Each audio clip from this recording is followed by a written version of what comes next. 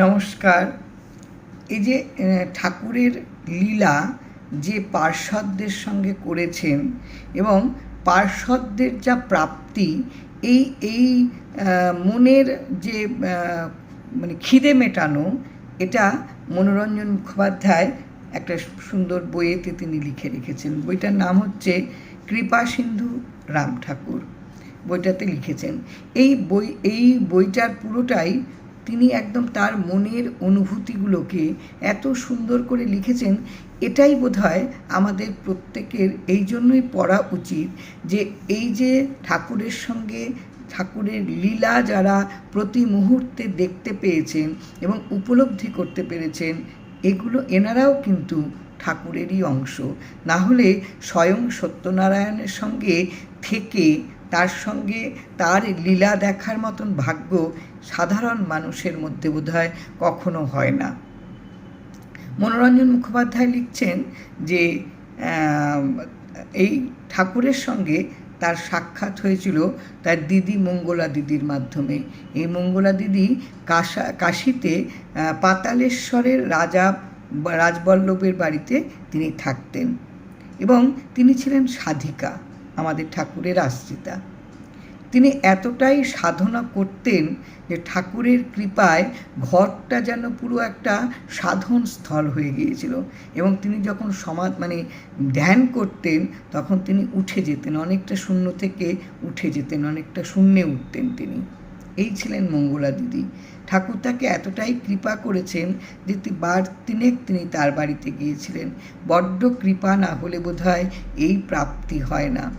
এই মঙ্গলা দিদি ওই মনোরঞ্জন মুখোপাধ্যায়ের যে তার বাড়িতে বাবাকে চিঠি লিখেছেন যে এরকম ঠাকুর কলকাতায় যাচ্ছেন, তোমরা সবাই ঠাকুরের কাছে নামটা নিয়ে নিও।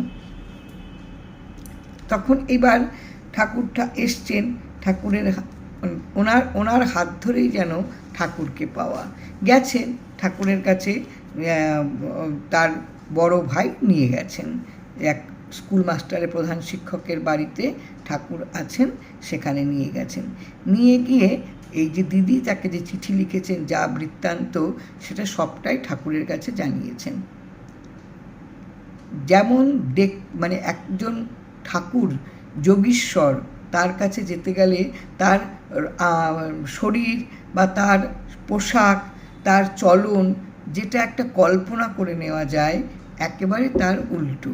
আচারে আচরণে কথায় কোনো জায়গাতেও বোঝা যায় না তিনি একজন ওই রকম মাপের, তিনি একজন ভগবান। তিনি যে ভগবান, এটা কিন্তু ওই মুহূর্তে কখনো আন্দাজ করা যায় না।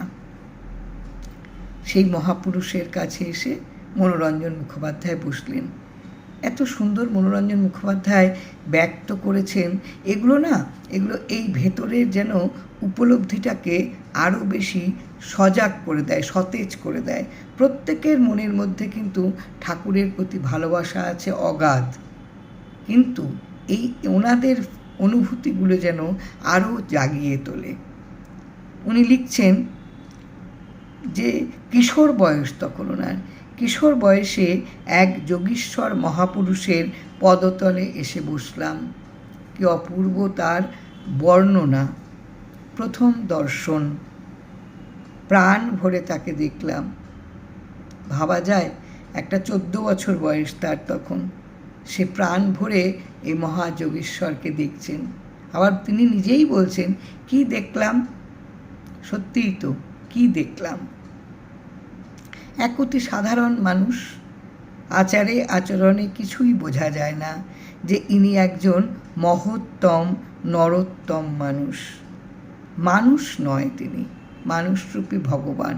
কি অপূর্ব বিবরণ! এবং এই বিবরণটাকে নিয়ে ওনার এই যে লেখা, এই যে বিবরণ, এটা নিয়ে বোধহয় একটা লেন্দি পথ চলা যায়, গায়ে কাটা দেয়।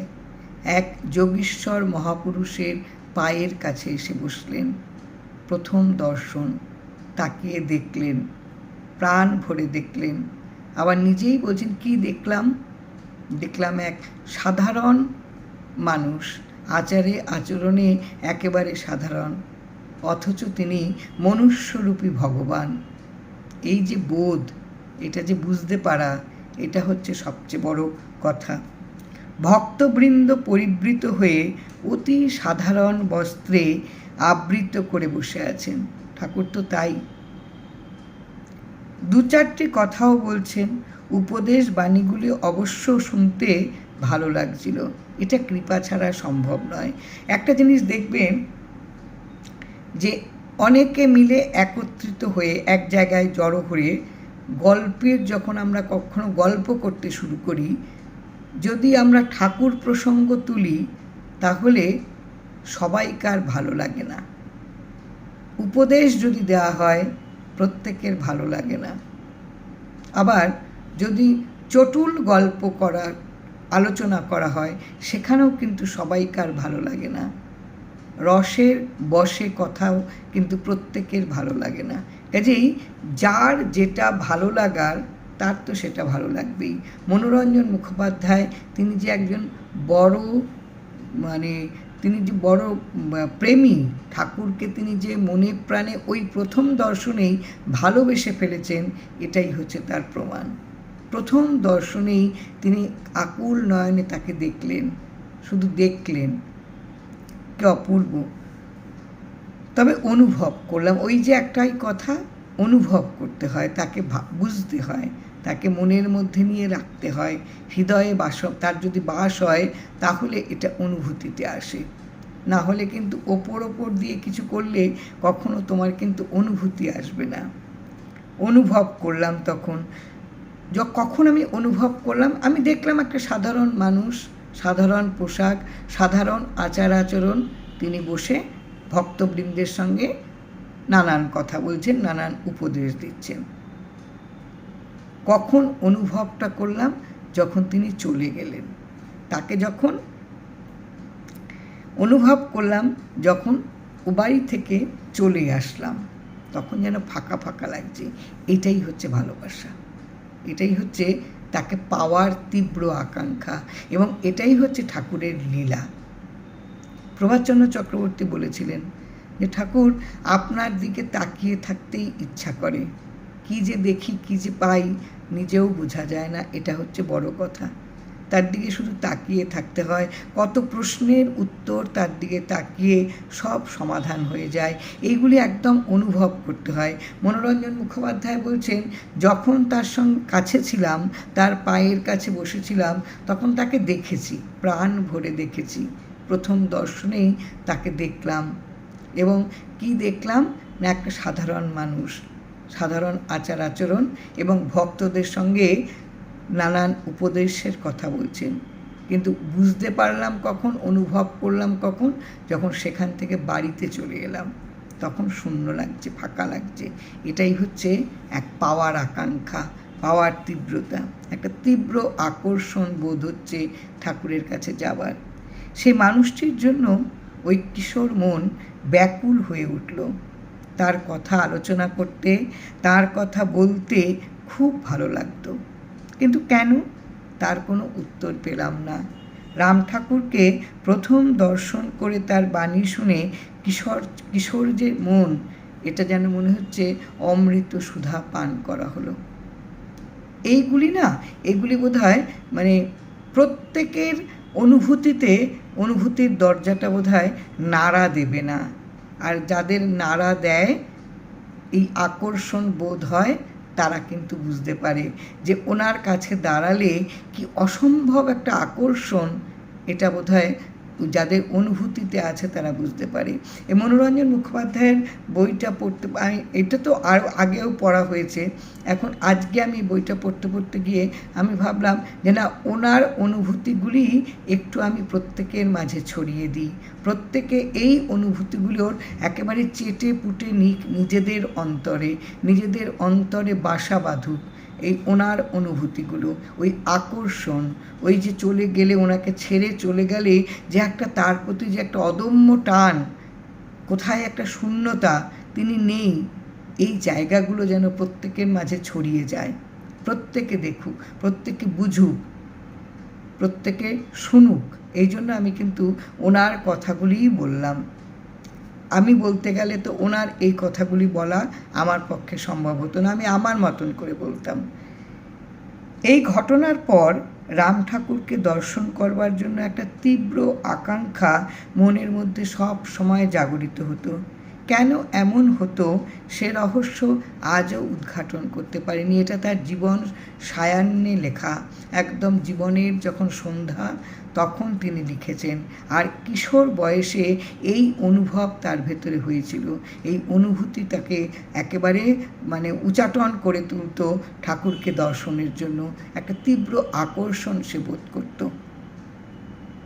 যাই হোক, আরও কয়েকবার ময়মনসিংহে গিয়েছিলেন এবং সেখানে গিয়ে ঠাকুরের দর্শন পেয়েছিলেন এবং তার স্নেহ সৌভাগ্য হয়েছিল, সেখান থেকে তিনি পেয়েছিলেন। ওই কিশোর বয়সেই তাকে আমি জেনেছিলাম মনের অতি আপনজন বলে, এবং তেমনিভাবেই তাকে পেয়েছিলাম। আহা, এই যে লাইনটা পুরো গায়ে কাটা দিয়ে উঠল। ওই কিশোর বয়সে তার জেনেছিল না তিনি অতি আপনজন। কি অপূর্ব বোঝা, কি অপূর্ব! এগুলো ঠাকুরের কৃপা না হলে একটা কিশোর ছেলের এইটা মনে হবে না কখনো। মনে হয়েছিল তিনি অতি আপনজন।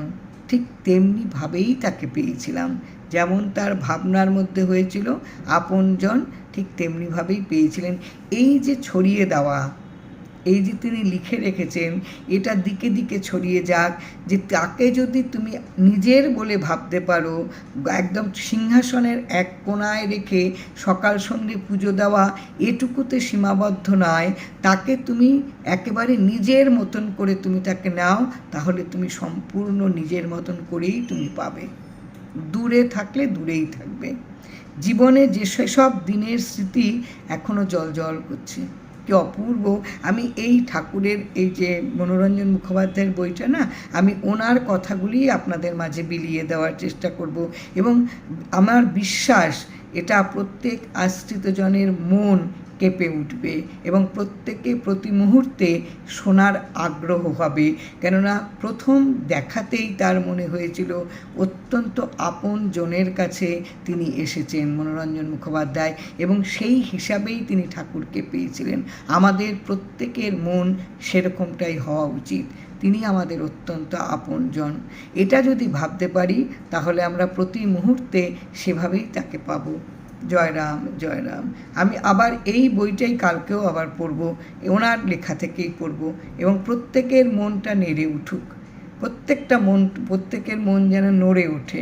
এটা কিন্তু ভীষণ সত্যি কথা, নড়ে উঠুক। জয় রাম, জয় রাম।